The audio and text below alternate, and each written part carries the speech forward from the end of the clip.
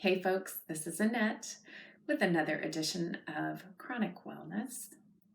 Thanks so much for joining me here. I appreciate your time and attention. We are examining the question of how do people deal with having chronic illness? Lots of answers to that question. So I want to spend a few minutes today talking about how I used to deal with having chronic illness and one of the patterns I am trying to break free of. And that was what I've mentioned once here before, which is my mom's second religion. My mom was a devout Methodist. That was the dyed-in-the-wool, many generations of preachers in her family, religion that she overtly practiced. But the religion that I, as her kid, had a front row seat in watching her practice day in and day out was radical Stoicism. That's right. May not be one you've heard about, but I bet it's one you've seen practiced. Yep. So this one looks very much like suck it up, don't talk about it, be a martyr, defer, deflect, deny, don't discuss your own experience. Particularly like the maxim of if you don't have anything nice to say, don't say anything at all holds, even if that thing that you're not discussing is your own lived experience and your own body. Because talking about what's going wrong with your body is complaining. And one thing that nice ladies don't do is complain.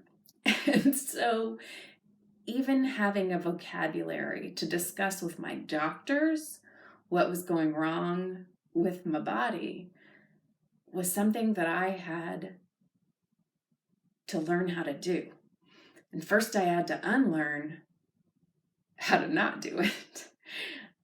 And this has been my own personal Everest.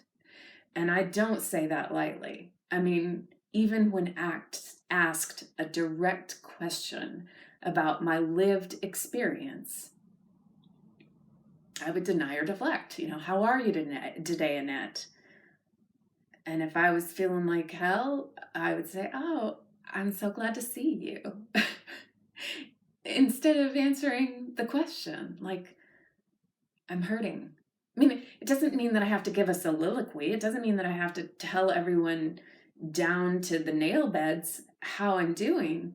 But if somebody's asking me how I am and they are someone that I care about and who I know cares about me, why wouldn't I find a way to answer that truthfully? Well, I wouldn't find a way because I had the very best model of how to not find a way.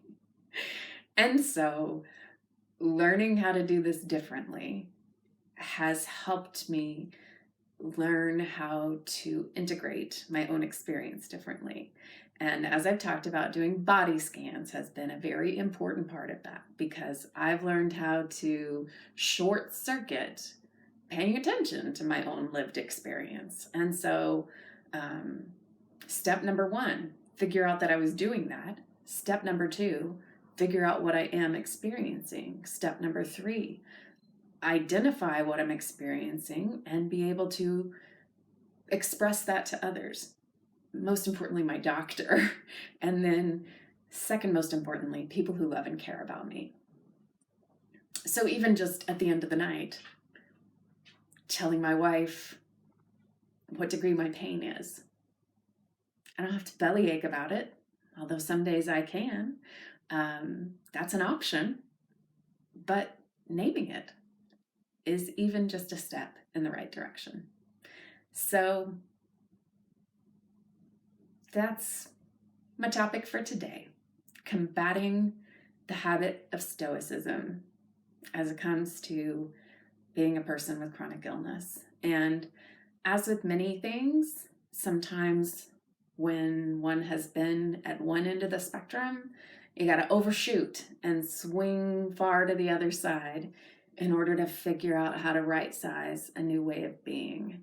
And that's okay. That's how we learn new skills as adults and as learners. So be patient and gentle with yourself. As always, I'd love to hear from you, your thoughts, your comments, the ways that you're doing things, whether or not you have to combat Stoicism, anything else you'd like to share. And I'm very grateful that you're sharing some time with me. So thanks for sharing some of this journey. And until we meet again, be well.